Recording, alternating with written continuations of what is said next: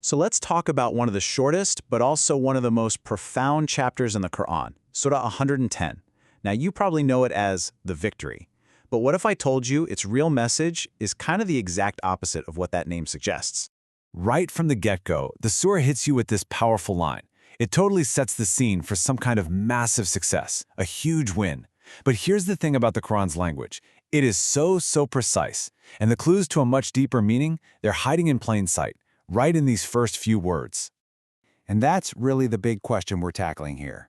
What if this chapter that seems to be all about a giant public victory is actually a masterclass in humility and the most personal, inward kind of response you can imagine? Okay, so let's get into it. We're going to start by looking real close at that first verse. We need to break down the two key terms that basically set the stage for everything that follows. The first word we've got to look at is Nasr. I mean, this is the word that gives the surah its famous name, and you almost always see it translated as victory. But what's it really mean in the context of the Quran? What's so fascinating is how the Quran itself talks about Nasr. It's not some trophy you win because you were smart or strong. It's described as support that comes directly from Allah. There's even this idea of it being reciprocal, like if you support Allah, He will support you. So Nasr isn't just a one-time win. It's more like this continuous state of being aligned with and held up by a higher reality. All right, so that's Nasr. Now for the second crucial word in that verse, Fath.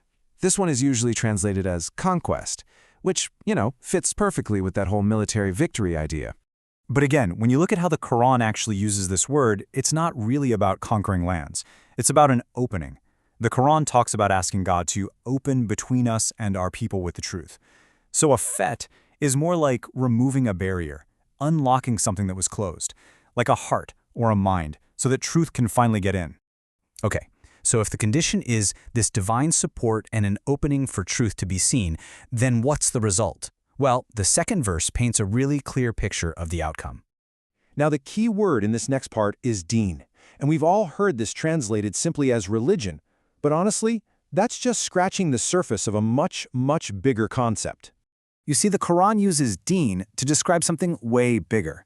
It can mean a system of accountability, like the Day of Judgment, or even the law of the land. So think of it less like a set of rituals and more like the underlying operating system of reality. It's the governing principle you align your whole life with. So when you put all those pieces together, verse 2 is describing this massive, totally voluntary shift. After that divine opening happens, you actually see people, not just one by one, but in waves, afwajan, choosing to align themselves with this divine reality. It's a huge, beautiful movement towards truth.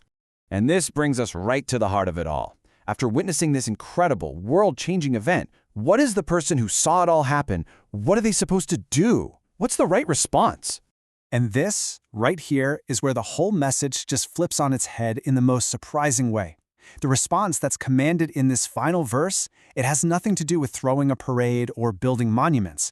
It is completely, profoundly internal.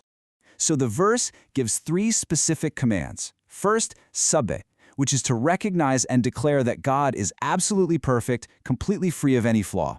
Second, do this with Hamd, which is this clear-eyed acknowledgement of His reality and everything that comes from Him. And finally, Istighfar. This isn't just saying sorry, it's actively seeking His covering and protection, basically admitting your own inherent incompleteness. And this visual here, it really shows the whole movement of the surah perfectly. You have this massive external event happening in verses 1 and 2, divine support, this grand opening, crowds of people aligning with truth. But all of that, it's just the setup. The entire weight of the surah lands on the real point, the required inward turn in verse 3. So, okay, what does all this really mean for us? Let's zoom out for a second and unpack why this different way of looking at victory is so important. I mean, the contrast is just so stark, and it gets right to the heart of the message.